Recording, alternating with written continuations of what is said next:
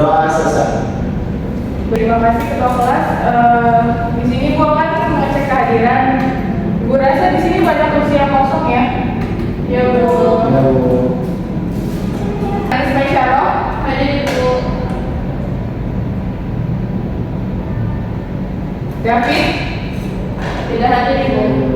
Ada yang tahu kenapa tidak hadir? Mengikuti lomba Bu, itu udah ada seperti Ibu. Bukan ya? Jove Zetia Aurelia Putrijo. Iya Bu, satu tim. Oh. Lomba cerdas cermat Ibu. Masya Allah. Pak, ditulis ya anak-anak. Baik Ibu. Muhammad Fadlan Arif. Iya. Rizky Anita. Satu tim Ibu bertiga. Salma. Kurang tahu Ibu. Bolos ya? Belum ada kabar. Oke, baik. Sebelumnya Ibu akan bertanya, apakah anak-anak masih ada yang ingat materi minggu lalu? Pada minggu lalu kita belajar mengenai teks fabel Ibu. Ya, ada yang masih ingat apa itu teks fabel? Teks fabel adalah cerita yang menceritakan kehidupan, tetapi dalam perumahannya menggunakan hewan Ibu. Ya, baik. Itu Ibu yang Anis lagi dari struktur teks fabel itu ada 4. Yang pertama orientasi, komplikasi, resolusi, dan kode Ibu. Ya. Ada lagi yang masih ingat mengenai teks fabel minggu lalu? Jadi teks fabel dibagi menjadi dua. Itu fabel alami dan fabel adaptasi. Fabel alami kan merupakan para aktor sesuai dengan lokasinya. Sedangkan fabel adaptasi kan merupakan bentuk para tokoh berbeda dengan misi. Itu menambahkan Ibu. Ya, apa nih? Fabel alami itu segala sesuatunya yang berhubungan sama hewan tersebut Ibu, karakternya Ibu. Jadi semuanya itu sesuai dengan kehidupan nyata pada hewan tersebut. Ya, tepat sekali ya. Pada hari ini kita akan melanjutkan materi mengenai teks negosiasi. Ada yang sudah pernah mencari tahu apa itu teks negosiasi? Oh iya, apa itu? Pada yang kamu tahu tentang teks negosiasi? Kalau saya negosiasi itu tentang pembicaraan dua orang di mana mereka saling berdiskusi atau mencari jalan keluar dari suatu masalah. Ya, tepat sekali. Jadi di sini kita akan membahasnya yang lebih lanjut ya. Sebelumnya di sini Ibu akan menugaskan kalian. Yang pertama, peserta didik melakukan praktik langsung dengan turun ke lapangan. Kemudian peserta didik mempraktikkan teori mengenai teks negosiasi di tempat umum. Selanjutnya, peserta didik mendokumentasikan kegiatan berupa video dan foto kegiatan. Praktik ini dilakukan secara individu. Waktu pekerjaan Ibu kasih tekan waktu selama 1 minggu. Kemudian video dan foto yang telah diperoleh disatukan dan diupload ke YouTube masing-masing. Kemudian link YouTube tersebut dimasukkan ke laman Classroom mata pelajaran bahasa Indonesia Ibu ya. Nak? Ibu. Kemudian selanjutnya di sini ada pengertian. Teks negosiasi adalah bentuk media tertulis dari proses interaksi sosial di mana pihak-pihak yang terlibat secara rinci mendokumentasikan proposal dan kontra proposal. Kemudian adanya kesepakatan yang dicapai. Tes ini mencerminkan langkah-langkah konkret yang diambil selama negosiasi, memberikan pandangan yang jelas terhadap perjalanan perundingan dan resolusi konflik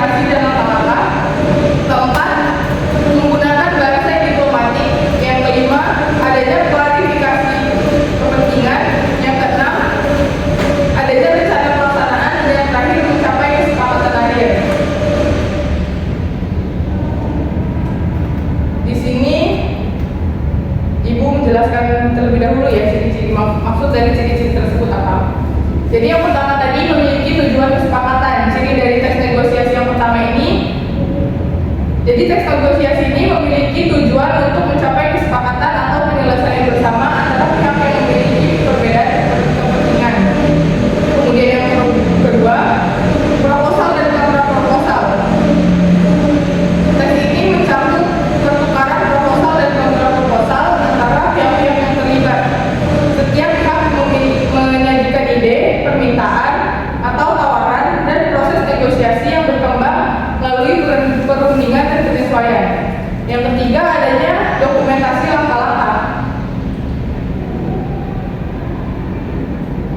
Proses dalam tahap ini yaitu berupa perubahan pendapat, penyesuaian atau kesepakatan sementara yang dicapai dalam rangka mencapai kesepakatan akhir.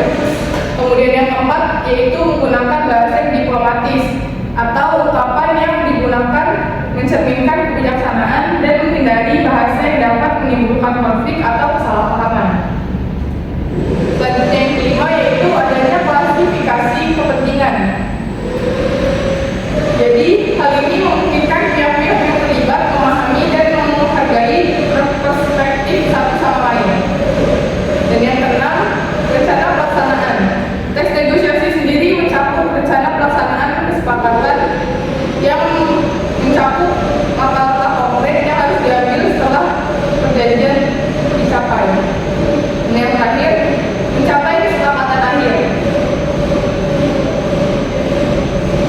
Kesepakatan ini mencakup detail kesepakatan dan tanggung jawab dari masing-masing pihak setelah penyelesaian negosiasi diperoleh. Kemudian dilanjutkan dengan materi tujuan teks negosiasi. Di sini terdapat 7, yaitu yang pertama mencapai kesepakatan, yang kedua menyelesaikan perbedaan kepentingan, yang ketiga memfasilitasi komunikasi efektif, yang keempat menghindari ketidakpahaman, yang kelima menciptakan solusi yang menguntungkan semua pihak, yang keenam memberikan dasar hukum, dan yang terakhir menggambarkan tanggung jawab dari masing-masing pihak. Jadi penjelasannya yaitu yang pertama mencapai kesepakatan. Teks ini bertujuan untuk menyusun rincian kesepakatan yang dapat diterima oleh semua pihak. Kemudian yang kedua, menyelesaikan perbedaan kepentingan. Melalui proses negosiasi ini diharapkan kedua pihak yang terlibat dapat menciptakan kesamaan pandangan dan meminimalkan konflik. Kemudian yang ketiga, itu fasilitasi komunikasi efektif. Tujuannya untuk menyampaikan proposal, kontraproposal, dan argumen secara jelas dan tanpa adanya ambiguitas. Yang keempat, menghindari ketidakpahaman. Di sini maksudnya bahasa yang digunakan itu jelas dan diplomatis untuk meminimalkan resiko interpretasi yang salah. Kemudian yang kelima, menciptakan win-win solution, yaitu maksudnya mencari kesepakatan yang memenuhi kepentingan dan kebutuhan dari masing-masing pihak. Yang keenam yaitu memberikan dasar hukum. Jadi tujuannya untuk memberikan landasan hukum yang kuat dan jelas bagi pelaksanaan kesepakatan. Dan yang terakhir menggambarkan tanggung jawab dari masing-masing pihak. Teks negosiasi ini sendiri memiliki deskripsi yang jelas tentang tanggung jawab dan kewajiban masing-masing pihak setelah kesepakatan dicapai. Baik, selanjutnya yaitu adanya kaidah kebahasaan teks negosiasi. Ibu minta dibantu baca ya. Baik Ibu, yang pertama gunakan bahasa yang santun dan diplomatis untuk menciptakan suasana positif dalam negosiasi. Yang kedua, memilih kata-kata yang tepat dan konsisten untuk menghindari ambiguitas dan memastikan pesan tersampaikan dengan akurat. Yang ketiga, penyampaian informasi harus jelas dan mudah dipahami. Susun teks secara terstruktur agar mudah diikuti pembaca. Lalu yang keempat, hindari penggunaan bahasa yang dapat diartikan sebagai mendukung atau mendiskreditkan pihak tertentu. Pilih kata-kata yang netral. 5. Sampaikan informasi dengan keterbukaan dan transparansi untuk membangun kepercayaan antar pihak. 6. Membuka ide-ide secara logis, pastikan teks memiliki kohesi dan koherensi untuk menggunakan pemahaman. 7. Sesuaikan gaya bahasa dengan konteks dan kebutuhan negosiasi agar tepat dan sesuai. 8. Pastikan pemilihan istilah hukum dan teknis akurat sesuai dengan norma yang berlaku untuk menghindari kesalahan pemahaman. Selanjutnya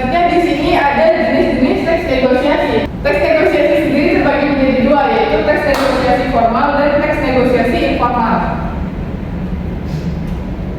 Di sini akan dijelaskan mengenai jenis-jenisnya, yaitu yang pertama teks negosiasi formal. Teks negosiasi formal merupakan proses yang terjadi antara pihak-pihak yang terlibat, seringkali dalam konteks bisnis dan hukum. Dalam negosiasi sendiri, aturan dan prosedur yang ditetapkan sebelumnya menjadi panduan, dan peran serta tanggung jawab pihak-pihak yang terlibat cenderung telah diatur dengan jelas. Kemudian di sini teks negosiasi formal sendiri terbagi menjadi dua, yaitu negosiasi formal lisan dan negosiasi formal tertulis. Teks negosiasi formal lisan itu disampaikan melalui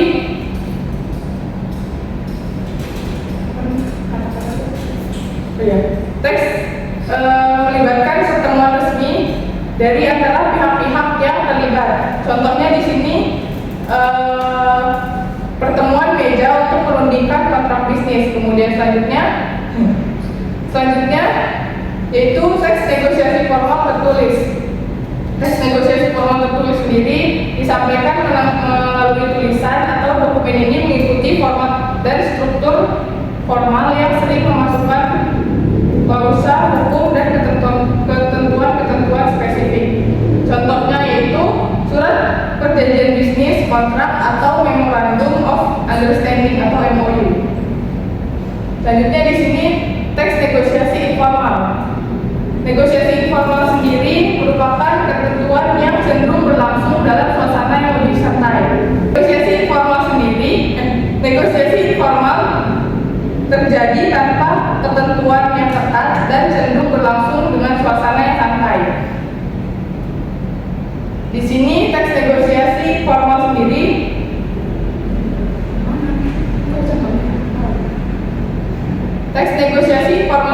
terbagi menjadi dua, yaitu teks negosiasi informal lisan dan teks negosiasi informal tertulis. Seperti yang sudah dijelaskan sebelumnya, yaitu teks negosiasi informal lisan disampaikan melalui percakapan santai atau pertukaran gagasan tanpa struktur resmi. Bedanya itu kalau yang informal tanpa struktur resmi, kalau yang formal tadi kan melalui struktur resmi, gitu, berlandaskan dengan struktur yang resmi. Contohnya itu rekan bisnis, negosiasi rekan bisnis mengenai kemungkinan kerjasama. Kemudian selanjutnya itu teks negosiasi informal tertulis. Teks negosiasi ini bersifat lebih santai dan fleksibel, dapat berisi, contohnya berisi email, pesan singkat, atau catatan informal yang menekankan pada pemahaman dan saling percaya. Contohnya itu tadi, yaitu email dengan perincikan syarat-syarat kerjasama antara dua pihak.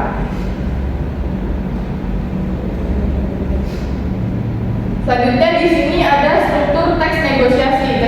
Struktur teks negosiasi tersendiri terbagi menjadi 7. Yang pertama adanya orientasi, permintaan, pemenuhan, penawaran, persetujuan, pembelian, dan penutup.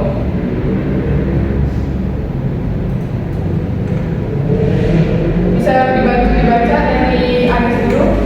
Baik Ibu, pada struktur bagian orientasi, pada bagian pertama dalam struktur teks negosiasi ini, pihak yang mengajukan memperkenalkan diri dan menyajikan latar belakang singkat mengenai tujuan dari negosiasi yang akan dilakukan. Nah, hal ini membantu menciptakan pemahaman awal dan membuka jalur komunikasi yang efektif antara pihak-pihak yang terlibat. Ya, selanjutnya kalian permintaan. Maka berikutnya adalah penyampaian permintaan secara jelas dan jelas. Dalam bagian ini pihak yang mengajukan negosiasi menanyakan kebutuhan, harapan, atau tuntutan mereka. Pernyataan ini disusun dengan bahasa yang diplomatis, namun tegas untuk memberikan pandangan yang jelas terkait posisi atau kepentingan yang diinginkan. kemudian selanjutnya Yang ketiga yaitu pemenuhan. Setelah menyampaikan permintaan, maka selanjutnya adalah membahas cara pemenuhan kebutuhan atau tuntutan yang diajukan. Pihak yang merespon negosiasi menyajikan ide atau solusi yang dapat memenuhi kebutuhan pihak lain. Nah, pada bagian ini merupakan fase penting dalam mencari kesepakatan yang saling menguntungkan.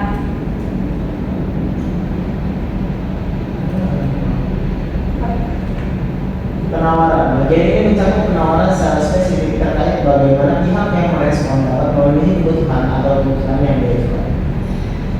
Penawaran disusun dengan rinci dan jelas menyajikan opsi atau solusi yang dapat menjadi dasar untuk perundingan lebih lanjut.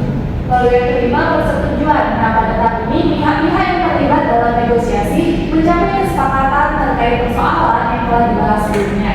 Nah, kesepakatan ini mencerminkan titik temu antara permintaan awal dan penawaran yang diajukan dan menciptakan dasar bagi langkah-langkah selanjutnya. Yang keenam, pembelian. Setelah mencapai kesepakatan, tahap selanjutnya adalah pembelian atau pelaksanaan kesepakatan. Pihak yang setuju melakukan tindakan atau langkah-langkah yang diperlukan sesuai dengan isi kesepakatan yang telah dicapai. Lalu yang ketujuh yaitu penutup. Nah, terakhir dalam bagian penutup, pihak yang mengajukan meramu kembali kesepakatan yang dicapai, menyampaikan apresiasi terhadap kerjasama dan membuat komunikasi lebih baik. Baik, selanjutnya itu adalah langkah-langkah membuat teks negosiasi. Di sini yang pertama, sebelum menulis teks negosiasi, langkah pertama yang harus dilakukan adalah melakukan persiapan atau perencanaan terlebih dahulu, seperti ketika ingin menulis teks negosiasi untuk transaksi dan jual beli di pasar. Bisa dibantu Fadlan untuk melanjutkan yang kedua? Yang kedua, identifikasi setiap pihak akan terlibat dalam teks negosiasi seperti pembeli dan penjual untuk memahami peran masing-masing dalam berbisnis. Lalu yang ketiga yaitu pilihlah objek atau subjek yang akan menjadi fokus negosiasi, misalnya melakukan pembelian uang, meminjam buku dan sejenisnya untuk menentukan pokok permasalahan yang akan dibahas. Kemudian bangunlah sebuah argumen yang melibatkan pihak-pihak yang terlibat dalam negosiasi dengan menguraikan kepentingan dan alasan di balik setiap tindakan yang diambil. Rancanglah suatu dialog tawar-menawar untuk mencerminkan interaksi antara pembeli dan penjual, di mana keduanya saling menawarkan harga sebagai bahan dari proses negosiasi. Lalu yang keenam, akhiri teks dengan kalimat penutup yang merangkum pokok-pokok penting dalam negosiasi, menegaskan kesepakatan atau titik temu yang dicapai. Nah, baik, yang terakhir dalam langkah-langkah membuat teks negosiasi itu dilanjutkan dengan mengembangkan kerangka atau konsep yang telah disusun menjadi sebuah teks negosiasi yang lengkap dengan menyusun secara struktur dan informatif. Baik, selanjutnya di sini contoh teks negosiasi. Ibu minta kalian buka halaman 56. Ini sebuah buku cetak. Oh ibu, Ya, dibuka halaman 56 ya. iya ibu, halaman 56 ibu ya. Ya, benar. Di sini ada contoh teks negosiasi. Ada dua buku. Wah, Kemudian ibu minta untuk kalian baca contoh yang terdapat pada buku. Selanjutnya dipahami apa saja strukturnya, kaidah kebahasaan yang tercakup di dalamnya dan unsur-unsur lainnya yang terdapat dalam teks negosiasi tersebut ya. Ibu. Ibu tunggu selama 5 menit.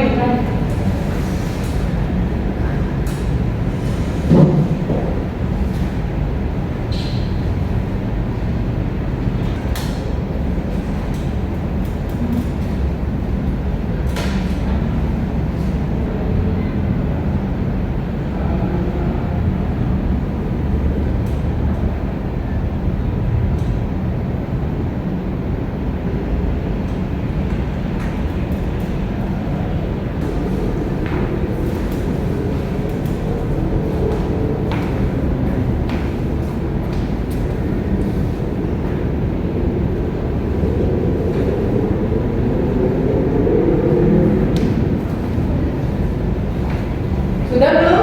Sudah ibu. Ibu minta untuk Fadlan dan Anis melakukan negosiasi. Bisa maju ke depan.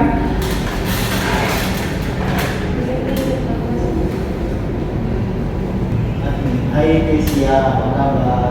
Hai Umi, kabar baik, ada apa? Jadi begini, aku dengar kamu punya kamera yang bagus. Iya benar, udah rencana mau foto.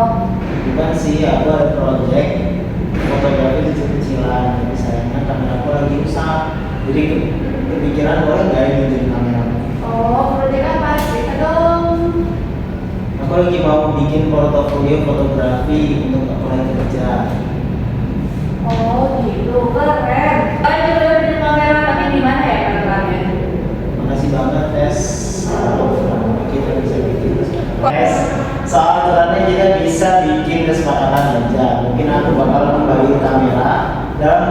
kondisi yang sama saat pinjam. Kalau ada kerusakan, aku tanggung jawab. Oke sih, tapi kalau bisa kita bikin sesuatu yang lebih formal gitu biar kedua belah pihak ada jaminan. Betul juga sih, gimana kalau kita buat catatan sederhana aja kayak surat perjanjian gitu. Isinya aturan lainnya termasuk durasi pinjaman dan kalau ada kerusakan. Seminggu cukup, kalau butuh lebih lama kita bisa diskusikan lagi nanti. Oke. Oh iya, kalau misalnya aku butuh kamera tiba-tiba boleh? Aku usahain sih nggak ada masalah. Kalau udah selesai proyeknya langsung aku ngomongin. Oke, kita bikin catatan perjanjiannya sekarang biar gak ada miskomunikasi. Makasih banyak ya udah mau bantu. Sama-sama nanti, semoga proyek fotomu lancar ya. Oke, beri tepuk tangan dong.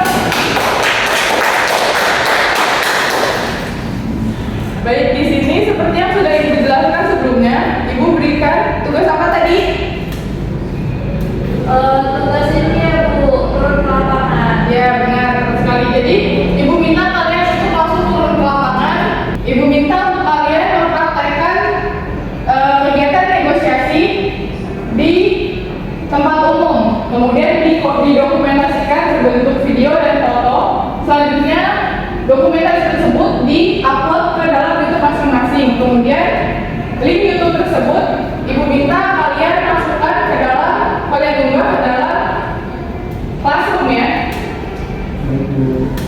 Baik, sampai sini ada yang ingin bertanya mengenai materi tes negosiasi? Cukup Ibu. Semoga pembelajaran kali ini memberikan manfaat buat kita dan bisa kita berikan ilmunya kepada lingkungan sekitar. Amin. Sebelumnya Ibu minta kepada ketua kelas untuk berdoa untuk menutup pembelajaran pada hari ini. Baik, sebelum kita mengakhiri pembelajaran pada hari ini, ada juga berdoa agar saya bisa doakan Ibu.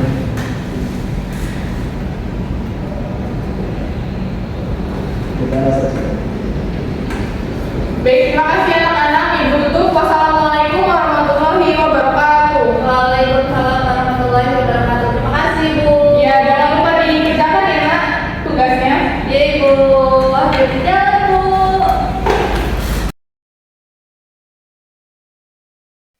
Assalamualaikum warahmatullahi wabarakatuh. Tabi pun perkenalkan, saya Jove Zeti Aurelia Putrijo dengan NPM 21130410880.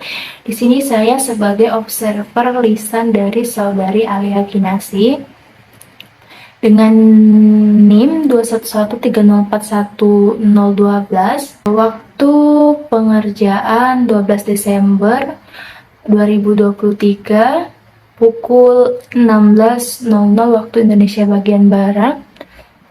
Topik yaitu teks negosiasi semester 2 pengajaran bahasa Indonesia, yaitu tentang panduan observasi kelima keterampilan memimpin diskusi kelompok kecil.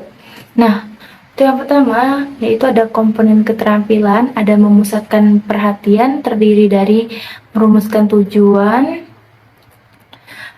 Untuk komentarnya, pendidik sudah merumuskan tujuan dalam pembelajaran tersebut. Kemudian yang poin selanjutnya, merumuskan dan merumuskan kembali masalah. Untuk komentarnya, pendidik sudah merumuskan kembali masalah. Kemudian C, menandai hal-hal merumuskan masalah. Untuk komentarnya, pendidik belum menandai hal-hal merumuskan masalah. Kemudian poin terakhir yaitu membuat rangkuman bertahap. Untuk komentarnya, pendidik sudah membuat rangkuman bertahap. Kemudian yang kedua, memperjelas masalah atau urutan pendapat. Ada poin pertama yaitu memparafrase. Untuk komentarnya, pendidik sudah memparafrase. Poin selanjutnya merangkum. Pendidik sudah merangkum keseluruhan materi tersebut. Poin selanjutnya menggali. Untuk komentarnya, pendidik sudah menggali pengetahuan peserta didik mengenai materi teks negosiasi. Kemudian D, menguraikan secara detail. Untuk komentarnya, pendidik sudah menguraikan secara detail. Kemudian poin ketiga, menganalisis pandangan siswa.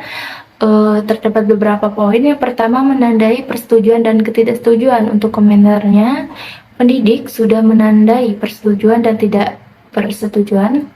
Kemudian poin kedua, meneliti alasannya. Untuk komentarnya, pendidik sudah meneliti alasan pandangan siswa. Kemudian poin keempat, meningkatkan urutan siswa terdiri dari beberapa poin. Poin pertama, menimbulkan pertanyaan. Untuk komentarnya, pendidik sudah membuat peserta didik menimbulkan pertanyaan ataupun gagasan mengenai teks negosiasi.